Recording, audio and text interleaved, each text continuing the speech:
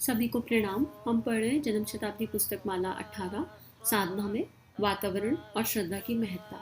आइए परम पूज्य गुरुदेव वंदे माता जी को नमन वंदन करते हुए स्वाध्याय को आगे बढ़ाएं। ओम श्री गुरु सत्ताय नमः।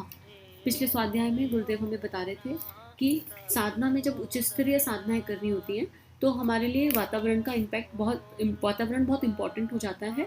सामान्य उपासना तो घर में भी चल सकती है, लेकिन अगर हमें कुछ विशेष प्राप्त करना हो तो उसमें स्थान की अपनी एक इम्पॉर्टेंस है। जैसे फॉर एग्जाम्पल अगर किसी बच्चे को कोई पर्टिकुलर पढ़ाई करनी हो तो वो पढ़ाई घर रह के नहीं हो सकती। आप नॉर्मल ABCD घर रह के सीख सकते हो, बेसिक पढ़ाई 12th तक की घर रह के कर सकते हो, लेकिन उसके बाद आप जो स्ट्रीम चूज करोगे आपको उस स्ट्रीम के कॉलेज में जाना पड़ेगा पढ़ने के लिए। ऐसा नहीं हो सकता कि डॉक्टरी की पढ़ाई करनी है और होटल मैनेजमेंट के कॉलेज में चले जाएं, संभव नहीं है। तो जो पढ़ाई करनी है वहाँ जाना पड़ेगा। तो इसी तरह अध्यात्म की यात्रा पर भी अगर हमें कोई विशेष साधना करनी है तो हमें उसके लिए विशेष स्थान, वातावरण, सानिध्य चुनना चाहिए, उसको समझना चाहिए। और ये अपनी आध्यात्मिक यात्रा अपनी आंतरिक आत्मा से पता चल जाता है। लेकिन एट द सेम टाइम इसका ये मतलब भी नहीं है कि हमने अभी बेसिक क्लास भी पूरी नहीं करी और हम जो है घर परिवार को छोड़ के जाने की बात करें, क्योंकि साधना का सही अर्थ है अपने हृदय में प्रकाश का जागरण होना, अपने भीतर के सदगुरु का जागरण होना। तो आगे गुरुदेव इसी उसमें क्या समझा रहे हैं। साधना के उच्च स्तरीय आध्यात्मिक प्रयोग के लिए भारत के हिमालय क्षेत्र को अद्वितीय गौरव प्राप्त है। यह क्षेत्र ऋषि योगियों की तपोभूमि मानी जाती रही है। उच्च आध्यात्मिक प्रयोग इसी क्षेत्र में अनादिकाल से होते चले आ रहे हैं। ऋषि भूमि देव भूमि के रूप में यह वंदनीय रहा है। दिव्यदर्शियों का कथन है, ब्रह्मांड की सघन अध्यात्म चेतना का धरती पर विशिष्ट अवतरण इसी क्षेत्र में होता रहा है। यह क्षेत्र ब्रह्मांड व्यापी दिव्य चेतना का अवतरण केंद्र है, जहाँ शोध करते हुए, तप करते हुए मनीषी साधक गण अपने को देव शक्तियों से सुसंपन्न करते थे। अब भी इस क्षेत्र में सारी सूक्ष्म विशेषताएं प्रचुर परिमाण में विद्यमान है, जो आत्मिक प्रगति में सहयोग के लिए आवश्यक है।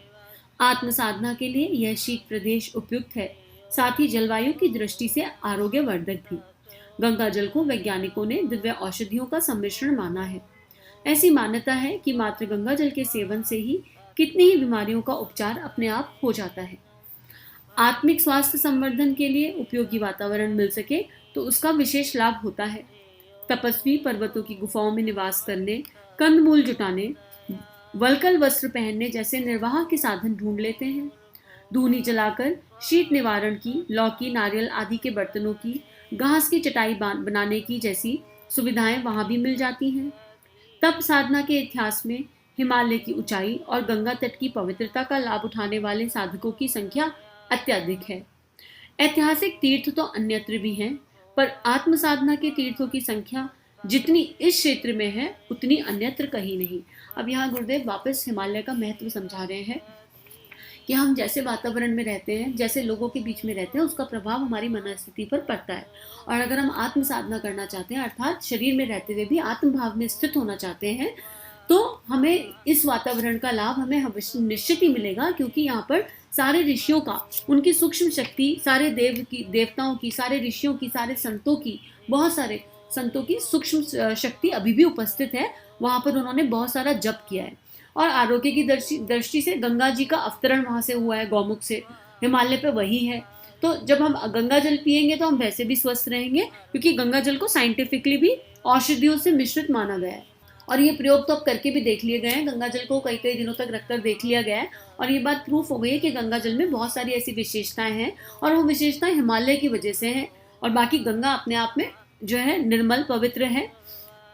उसके बाद यहाँ पर सारी सुविधाएं हैं। जैसे गुरुदेव बता रहे हैं कि अगर ठंड है तो आप धूनी जलाकर शीत का निवारण कर सकते हो। खाने पीने के लिए भी जो सात्विक आहार है वो नेचुरली उपलब्ध है। तो वहां पर अगर आत्म साधना के लिए हम जाना चाहें तो जा सकते हैं। अब शांति कुंज की स्थापना क्यों की गई? क्योंकि अब हम लोग जो है शरीर भाव में इतना ज्यादा रहने लगे हैं कि हमारे लिए उतना कठिन वातावरण में लंबे समय तक रहना बहुत कठिन है। हमको कभी चाय चाहिए, कभी हमको कुछ है, कभी शरीर की कोई दिक्कतें हैं। हमारी इंद्रियां अभी उतनी अंतर्मुखी नहीं हुई तपस्वी और योगी के जैसे, और अब गृहस्थ में रह के सारी तपस्या करनी है। इसलिए शांति कुंज में उन सारी शक्तियों का अवतरण एक साथ कर दिया गया है। तो अगर हम हिमालय नहीं जा सकते तो हिमालय के मुख, हिमालय के द्वार, परम पूज्य गुरुदेव वंदे माता जी का गर्भ एक तरह से शांति कुंज है, उसमें जाकर निवास कर सकते हैं और अपनी साधना कर सकते हैं समय के अनुसार। जैसे आजकल तो कोरोना चल रहा है, तो हमको जब भी जाना है हमें वो व्यवस्था देखनी चाहिए। आगे लिख रहे हैं, जहाँ जिस स्तर के व्यक्ति रहते हैं, जहाँ जिस प्रकार की हलचलें होती रहती हैं, वहाँ के सूक्ष्म संस्कार भी वैसे ही बन जाते हैं और वे बहुत समय तक अपना प्रभाव बनाए रहते हैं।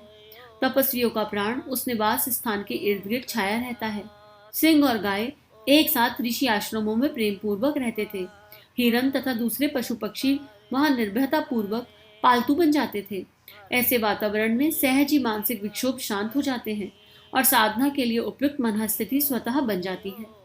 इस दृष्टि से हिमालय की महत्ता असंदिग्ध है, मतलब उस पर कोई डाउट मत कीजिए अपने मन में।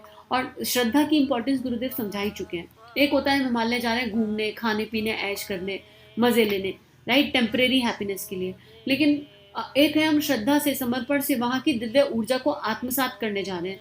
तो अपने मन में संदेह मत रखिए और समझिए कि वहां के वातावरण का कितना गहन प्रभाव पड़ता है। घर में कोई एक जना एक दिन गुस्सा करता है तो उसका प्रभाव 4-5 दिन, 8-10 दिन बना रहता है। कई बार तो सालों सालों एक दूसरे से बात नहीं करते हैं।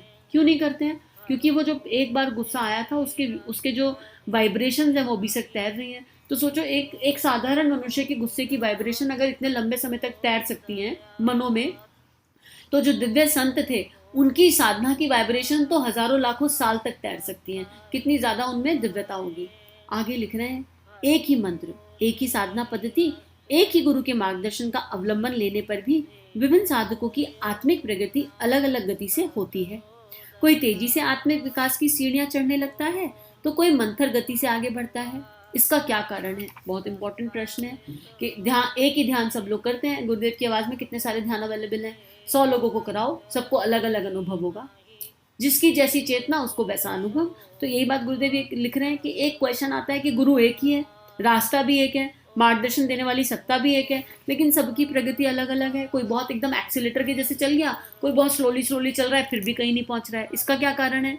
तो इसका उत्तर मनीषियों ने एक ही वाक्य में दिया है कि अध्यात्म क्षेत्र में श्रद्धा की शक्ति ही सर्वोपरि है। अगर हमारी श्रद्धा सच्ची है, विश्वास सच्चा है, भावनाएं सच्ची हैं, तो एक्सीलेटर लग जाएगा, यात्रा अपने आप हो जाएगी।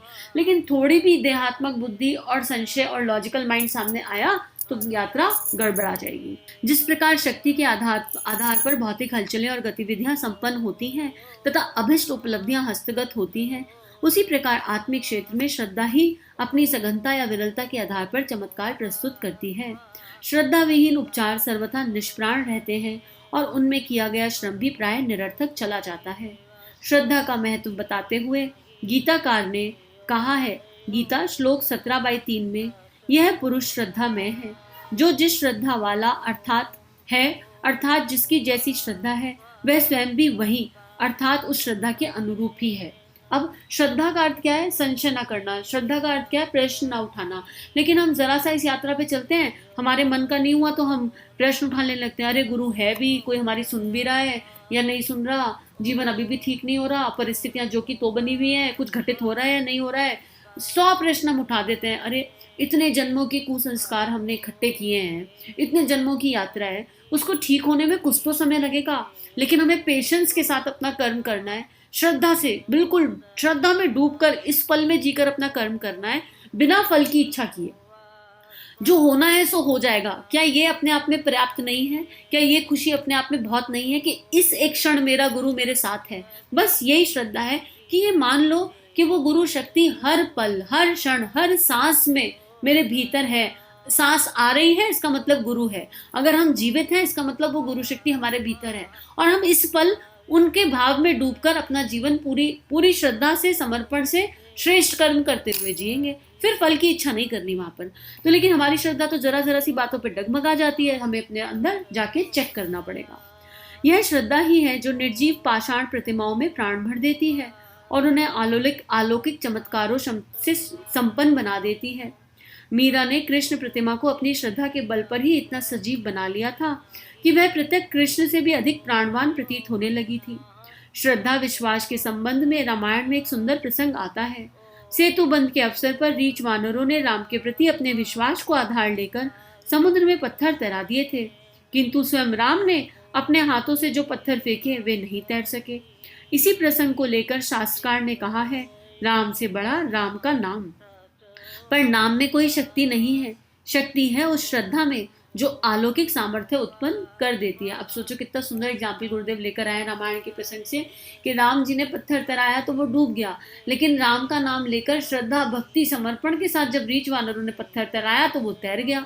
तो श्रद्धा की ताकत यहीं से समझ में आती है। और जिन लोगों ने कि हृदय में वो श्रद्धा कृपा से है ना, वो इस बात को समझ रहे होंगे कि यहाँ गुरुदेव क्या कहना और क्या लिखना चाह रहे हैं, क्या बताना चाह रहे हैं।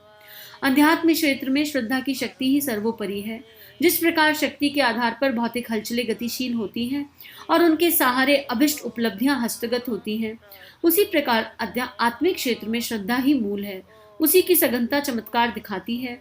श्रद्धा और विश्वास के बिना भौतिक जीवन में गति नहीं। फिर आध्यात्मिक क्षेत्र तो उसे प्राण ही कहा गया है, मैं तो उसको प्राण ही कहा गया है। तो श्रद्धा और विश्वास के बिना भौतिक जीवन में भी गति नहीं है। अगर हम आज सो रहे हैं तो कहीं ना कहीं मन में श्रद्धा विश्वास है ना, कल जगेंगे, सारी प्लानिंग कर लेते हैं, कितना कुछ हम प्लान करके रखते हैं भविष्य के लिए। क्यों करते हैं? होप है, श्रद्धा और विश्वास है कि कल का दिन हम देखेंगे। इसी होप पे मनुष्य जीवन चल रहा है। तो जब भौतिक उसमें हम लोग श्रद्धा, कहीं ना कहीं इसी श्रद्धा के आधार पर हम भौतिक जीवन जी रहे हैं। बाहर इतना हाहाकार है लेकिन फिर भी हम स्वस्थ हैं और हम आगे की सारी तैयारी कर रहे हैं। कल क्या खाने में बनेगा, कल स्कूल है तो कैसी तैयारी होगी, कल ऑफिस है तो क्या होगा, सब कुछ कर रहे हैं ना प्लानिंग। तो इसका मतलब हमारे अंदर वो मन में श्रद्धा है। अब अगर यही श्रद्धा मैं उस परम सत्ता पे टिका दूं, मेरे इष्ट पे टिका दूं, जो भी आपके इष्ट हैं उन पर टिका दे, तो वहां से फल नहीं आएगा। जब भौतिक जीवन से इतना श्रेष्ठ अनुदान मिल रहा है तो अध्यात्म क्षेत्र का तो प्राण ही श्रद्धा है। वहां तो सब कुछ ही श्रद्धा के आधार पर संभव है। श्रद्धा नहीं है तो वहां कुछ नहीं है, और श्रद्धा है तो वहां सब कुछ है। अगले स्वाध्याय में फिर से मिलेंगे। सभी का जीवन गुरु तत्व के सूक्ष्म सानिध्य में मंगलमय है। एक ही प्रार्थना कि हम सबके जीवन में भी ये श्रद्धा गहराई से प्रकट हो जाए, अंतःकरण की अनंत गहराइयों से प्रकट हो जाए, और हम सबका जीवन भी इस दिव्य भाव में और इस दिव्य रस में डूब जाए। सभी को हमारे YouTube चैनल को सब्सक्राइब कीजिए और बेल आइकन पर क्लिक कीजिए ताकि आने वाली सभी वीडियो की नोटिफिकेशन आपको मिलती रहे। आप सभी को बहुत बहुत थैंक यू।